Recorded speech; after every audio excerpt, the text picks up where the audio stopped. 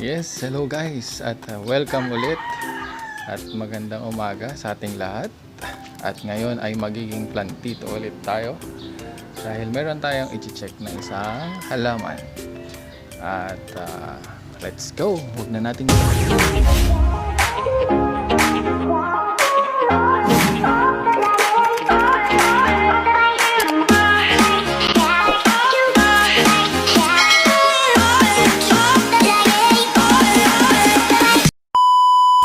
meron akong nabili.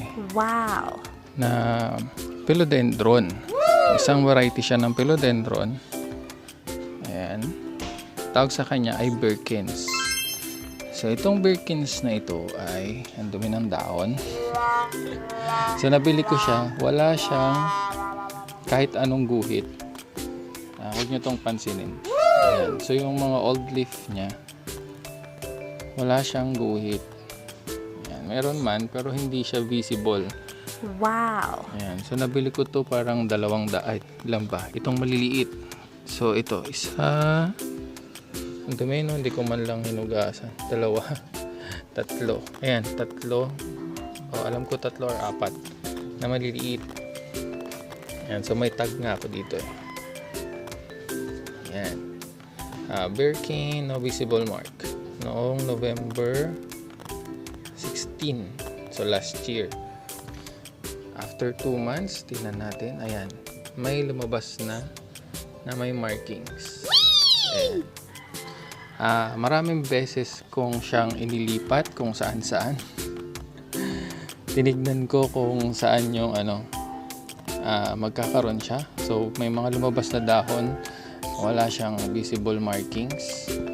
Ngayon, nilapag ko siya dito sa may sahig lang na kung saan tuwing umaga lang siya naarawan. Ayan, kasi meron yung lugar dito na meron ako ditong lagayan na tuwing tanghali lang may araw. Meron namang mga bandang 10 or 11, ganyan. So ito huling lipat ko dito. So tuwing morning mga 9 o'clock, yan, naarawan siya, 9 to 10. Lumabas na yung markings niya. So, aabangan natin to kung gaganda po ba siya. Aabangan natin ulit ito. Yan. So, may markings na siya.